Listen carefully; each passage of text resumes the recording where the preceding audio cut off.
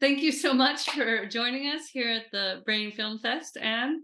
Thank you for your time. It was an amazingly beautiful movie. I really enjoyed this film. Here at the Brain Film Fest, we see a lot of movies about aging and the brain and conditions, and it's very refreshing to see this kind of portrayal. This very adventuresome portrayal of dementia. Was that part of the reason for making this film for you? It's because we had an experience of taking care of a parent who had that kind of condition. And after a while, dealing with that disease, we thought we wanted to make something from that experience. And that's really how it started, from experiencing something similar and wanting to share part of it. Can you tell me a little bit how you decided to structure the movie with the parts in the middle of that they're like in a therapy session practically, and also in the bedroom, those pops of color with the green and how absurdly everything was in matching? Well, we really wanted to tell the story of that son and his companion who, are in the beginning, there's a competition between their own personal project and the project that happens by accident of taking care of the mom. And we wanted to make those two things merge together until they kind of decide to embrace the whole thing and decide that's it's part of life too. So, let's go with it. And for the times in the movie when they're facing doctors or the bank employee, or we thought we kind of want something that, since the character of Susan is always questioning the boundaries of normality, like she's kind of always putting us in a spot, since she thinks she's okay and the others are kind of getting nervous and mad. Est-ce que vous seriez It's like her own idea of normality has changed, but she's not really conscious of it. So we thought she's always challenging you to just do things the way you think they should be done. And we kind of wanted to infuse that in the form of the movie too. And we thought, doctor scenes or bank scenes, they're kind of always code in fiction. Like you always have like the bank employee always has a boring little a shirt with the stripes, and he'll have a little, he'll have his hair done in a very classical way and everything. So there's already a lot of code in those scenes in fiction in general. So we thought, why don't we propose a code to the audience, which is different, but people will understand pretty quickly where they are, and it will just, it's kind of our, we can set a little code with the audience and say every time we're facing someone who's representing society in a way or another, we can have this little language system together for the time of the film. Tell me a bit about the main character. She's lovely, the mother. She's so filled out, and it's such a different kind of portrayal than what we're used to seeing of women, older women.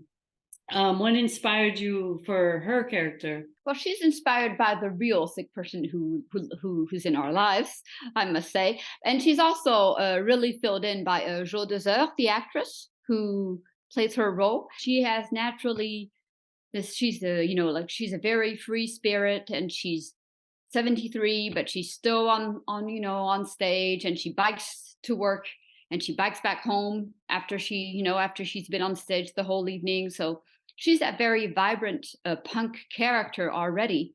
And we thought she's really going to, her natural temper is going to be a very good base for the character of Susan.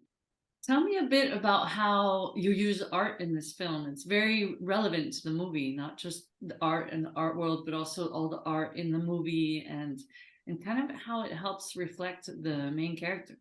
We really wanted to take seriously Susan's passion for contemporary art, and like the two kids, like Alex, the son, and his girlfriend Noemi, they're also in the art world a little bit, but they're not as edgy as Susan is. Like he's a like he's a graphic designer. She teaches art in school, But Suzanne, like Susan, she's a director of contemporary arts, and so she's really relating to the artistic world, and she knows the artists and everything. So they're not quite at the same level of knowledge, but we really wanted to respect her passion. And actually, all the art that you can see in the film is real art.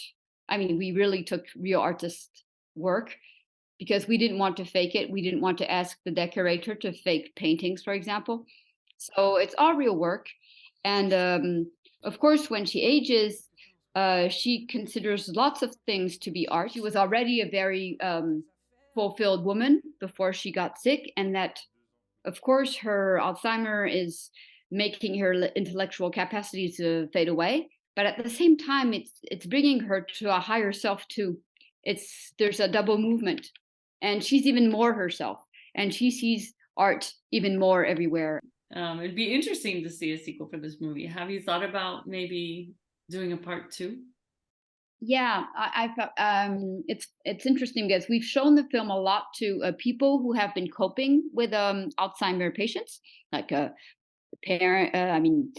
Like spouses or kids usually, and often they say yes, but your film stops before the whole adventure of taking care of someone who can't walk anymore, can't talk anymore.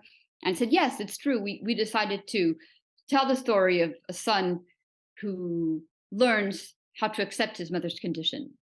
So nice, and so nice to hear all about the movie and how what was put into it and how it came about. And thank you so much for your time today. I mean, you obviously are very busy in the studio.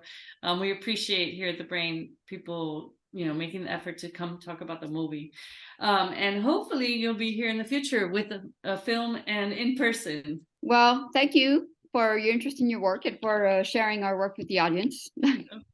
Thank you so much. And all of you there in the audience, thank you so much as well. And keep coming back. There's always more movies here at the Brain Film Fest.